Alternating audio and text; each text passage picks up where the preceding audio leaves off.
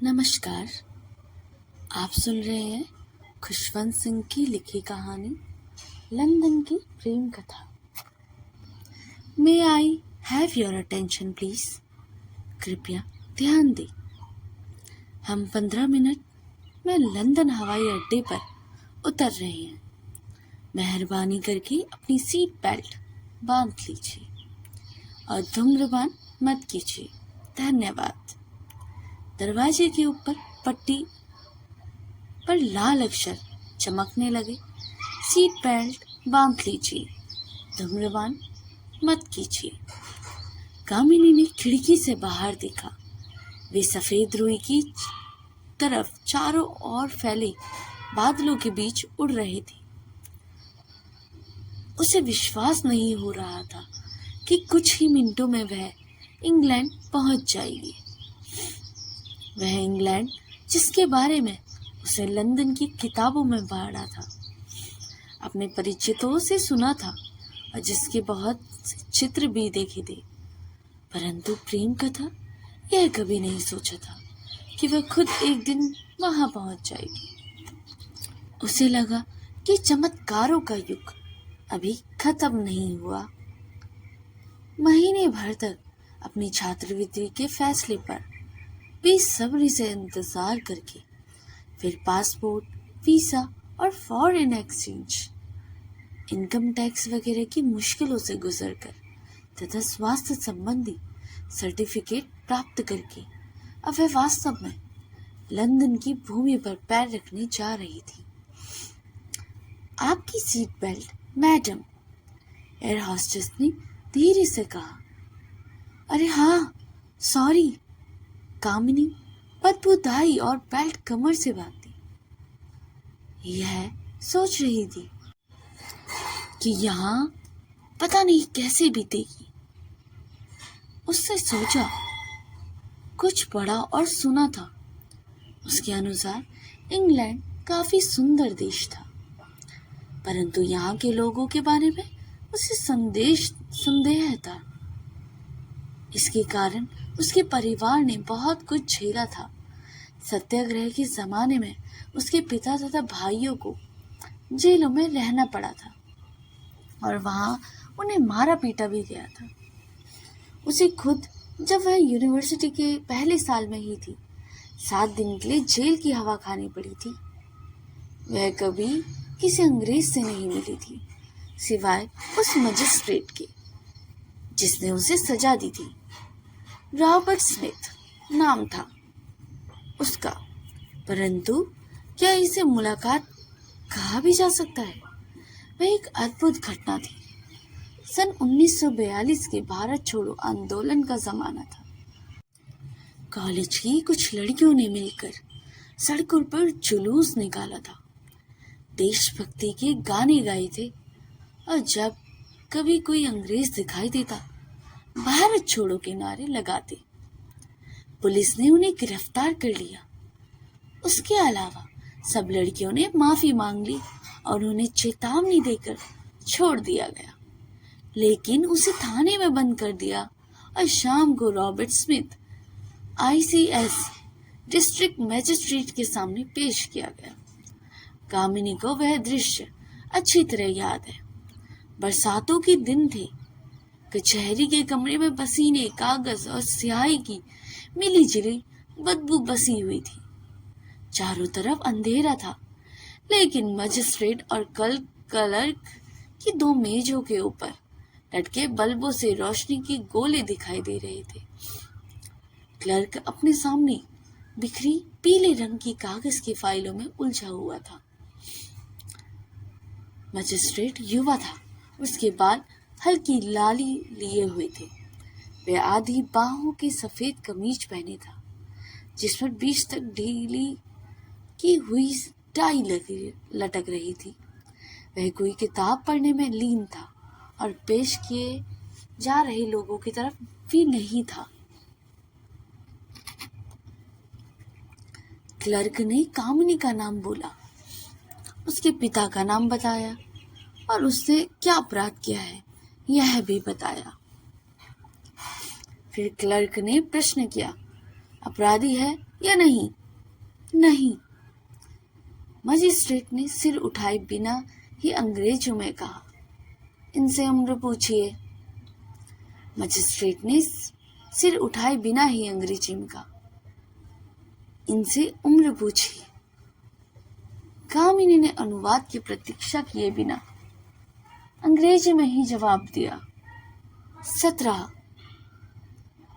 इनसे कहिए कि इंग्लैंड वापस जाए और अपना काम धंधा करे। अब मजिस्ट्रेट ने सिर उठाया और सामने देखा। उसकी भूरी आंखें, जिससे उसने कामिनी के काले बालों से चारों तरफ से ढके चेहरे पर नजर दौड़ाई, जो उसकी नफरत की सुलगती आंखों पर आकर टिक गई। अजब संयोग है, वह बुदबुदाया।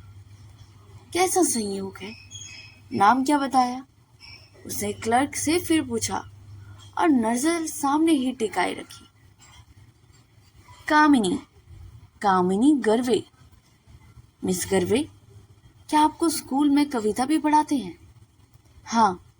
नहीं। कामिनी हकला कर बोली। लेकिन उसका इस मुकदमे से क्या संबंध है? उसे तेज पढ़ते हुए कहा। क्या आपको कचहरी में कहानी पढ़ने की तनख्वाह दी जाती है? कहानी नहीं, यंग लेडी, कविता। मैं आपको भी यह किताब जेल में पढ़ने के लिए दूंगा। 7 दिन की सजा ए क्लास, और अगर आपका व्यवहार यही रहा तो 7 दिन और अदालत की अवमानना करने के लिए।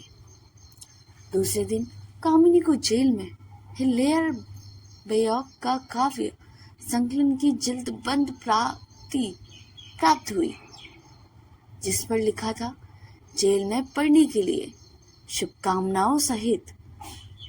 जिसने आपको जेल भेजा, उसके द्वारा कविता के एक पेज पर पर्ची लगी थी, जहां 2 लाइनों के नीचे लाल रेखा खींची थी। उसके बगल में छपा था केजी कविता की पंक्तियां। Her face was like a kind command when all the sword are down. उसका चेहरा सम्राट के आदेश की तरह था, जब तलवारें सभी हाथ में खींची हैं। कामिनी ने फैसला किया कि बाहर आने पर अखबारों को यह घटना बताएगी कि अदालत में स्मिथ का उसके प्रति व्यवहार कैसा रहा। लेकिन 7 दिन बीतने से पहले ही उसका विचार बदलने लगा। जब वह वापस घर आई तो उसे पता लगा कि स्मिथ ने इस्तीफा दे दिया था और इंग्लैंड वापस लौट गया था। कामिनी को यह ठीक से समझ में नहीं आया कि इन पंक्तियों का अर्थ क्या है। बस यह है कि यह किसी रूप में उसके सौंदर्य की प्रशंसा थी, और वह यह पहली दफा था कि किसी ने उसके बारे में कुछ कहा था। इसके बाद जब भी वह शीशे में अपना मुख देखती, ये शब्द उसे याद आ जाते, और स्मिथ का अपनी तरफ घूर कर देखना एक विशेष सिरहन पैदा कर देता। उसे अपना उभरता नारीत्व परेशान करने लगा। इस घटना से अंग्रेजों के प्रति उसके मनोभाव में कोई परिवर्तन तो नहीं आया था, सिवाय इसके कि उन्हें जितना संकोची समझा था उतने वे नहीं हैं। हवाई जहाज के झटकों से कामिनी का दीवा स्वप्न भंग हुआ। विमान बादलों से नीचे उतर आया था और लाल छत वाले घरों, सड़कों और चौराहों तक चमकते जुगनुओं की तरह रेंग रही गाड़ियों के ऊपर से उड़ रहा था। कुछ मिनट बाद वह जमीन से आ लगा और कस्टम के कमरों की तरफ बढ़ने लगा। हॉस्टल पहुंचकर कामिनी काफी देर तक खिड़की से लगी इंग्लैंड का अपना पहला नजारा देखती रही। शरद ऋतु की हल्की गर्म शाम थी और सामने के पार्क में लोग घूम रहे थे। घास उससे ज्यादा हरी और ताजी थी, जितनी उसने आज तक देखी नहीं थी, और किनारों पर गलेड़ियों के फूलों की कतार झिलमिला रही थी। पार्क के प्रवेश द्वार पर एक बूढ़ा भिखारी हाथ में सितार जैसा बजाए लिए एक पुरानी धुन बजा रहा था। वातावरण शांत और मैत्रीपूर्ण था। कामिनी ने खुद निकलकर घूमने का फैसला किया। कामिनी सोचती थी कि लोग उसकी साड़ी के कारण उसे घूर कर देखेंगे, लेकिन किसी ने कोई ध्यान ही नहीं दिया। उसने बच्चों को तालाब के नावे तैराते, स्त्रियों को कबूतरों को दाना चुगाते और लड़कों को दर्शकों के इर्द गिर्द घर्र घर्र कर खिलौने विमान दौड़ाते देखा। लड़के लड़कियां इधर उधर आराम से लेटे दुनिया की चिंता से मुक्त गपशप कर रहे थे। कई जगह लोग छोटी छोटी भीड़ों के सामने खड़े भाषण कर रहे थे और सवालों के जवाब भी दे रहे थे। जब वह होटल वापस लौटने लगी तो उसे अचानक एक अकेलेपन ने आ घेरा। उसे एहसास हुआ कि आज उसकी जिंदगी का शायद यह पहला दिन था जब किसी ने उससे कोई बात नहीं की थी। उसके अलावा हर कोई किसी न किसी से बात कर रहा था। वह खुद अपने से प्रश्न पूछने लगी कि ऐसे मित्रहीन देश में क्यों आ गई है। आने वाले दिनों में भी उसे इस प्रश्न का कोई उत्तर भी नहीं मिला। वह जब उसकी जिंदगी एक क्रम में बंध गई, जिससे 1-1.5 पैसे के टिकट की बस यात्रा करके अंडरग्राउंड स्टेशन पहुंचना, वहां से ठसाठस भरी ट्यूब ट्रेनों में लटक कर पकड़कर आधा घंटा सफर करके लेक्चर सुनना, कैफेटेरिया में लंच लेना, फिर एक लेक्चर सुनना और फिर एक बार लटकने थाम कर ट्यूब ट्रेन और बस से घर वापस आना। अगर होटल को घर कहा जा सके तो जहां साधारण दुआ सलाम के अलावा कोई और बात नहीं की जा सकती थी। जरूरी बातें भी धीरे धीरे फुसफुसा कर की जाती थी और जहां मरघट का सन्नाटा चारों ओर पसरा होता था, जिसे अखबारों की खड़क ही कभी कभी भंग करती थी। भारत छोड़ने के समय कामिनी के मन में यह उम्मीद थी कि हो सकता है कभी स्मिथ से कहीं वह टकरा जाए। हालांकि वह यह भी जानती थी कि यह मूर्खता की बात है, क्योंकि वह अफ्रीका या अमेरिका कहीं भी रह सकता है। अगर वह इंग्लैंड में भी होता तो 80 लाख की आबादी वाले लंदन शहर में, जहाँ बड़ी बड़ी भीड़ें हर जगह से गुजरती रहती है, उससे मिलने की संभावना बहुत सही नहीं थी। अगर वह मिल भी जाता तो क्या वह उसे पहचान लेता? वह उसे क्या कहती या वही क्या कहता? उसे टेलीफोन की डायरेक्टरी में उसका नाम देखा, लेकिन स्मिथ नाम के लोगों से पन्ने ही पन्ने भरे हुए थे। 8 अक्षर वाले स्मिथ भी ढेर सारे थे। अगर वह सही नाम पाकर फोन करती तो क्या बताती कि उसने फोन क्यों किया है? लेकिन यह विचार जैसे उसके मन में चमक कर बैठ गया। उसे विश्वास था कि यदि वह इच्छा करेगी तो किसी न किसी तरह कहीं ना कहीं वह उसे मिल ही जाएगा। उसने कहीं पढ़ा था कि जो लोग एक ही वस्तु के प्रति आकर्षित होते हैं वे अक्सर मिल जाते हैं। उसने अपने दिमाग में इस भेंट की रूपरेखा भी खींच ली थी। वह अपना हैट हाथ में लेकर कहेगा, मिस करवे, क्या आप मुझे पहचान रही हैं? मेरा ख्याल है आज मिस्टर स्मिथ है। अरे हाँ, एक दफा जरूर मिले थे, हालांकि वह मुलाकात सही नहीं थी। खैर, कैसे हैं आप मिस्टर स्मिथ? और इस तरह बात आगे बढ़ती। पॉलिटेक्निक का कोर्स खत्म होने को आया और ना कामिनी की इच्छा शक्ति ने और ना संयोग ने दोनों को मिलने का अवसर दिया। एक दिन हमेशा की तरह उसे ट्यूब स्टेशन के लिए बस पकड़ी। जब वह दूसरे सिरे पर अंडरग्राउंड से बाहर निकली तो दूसरी बस पकड़ने के लिए आगे बढ़ी तो उसने देखा कि चारों तरफ बड़ी भीड़ है और यातायात रोक दिया गया है। थोड़ी दूर से उसे बैग, पाइपों और बड़े बड़े ड्रमों की सैनिक धुन सुनाई देने लगी। हाथ में लिया अखबार खोलकर देखा तो पता चला कि किसी अतिथि के साथ महारानी वहां से गुजरने वाली है। वह भी लेक्चर छोड़कर भीड़ में शामिल हो गई। बाजे बजाते सैनिक उसके सामने से गुजरने लगे।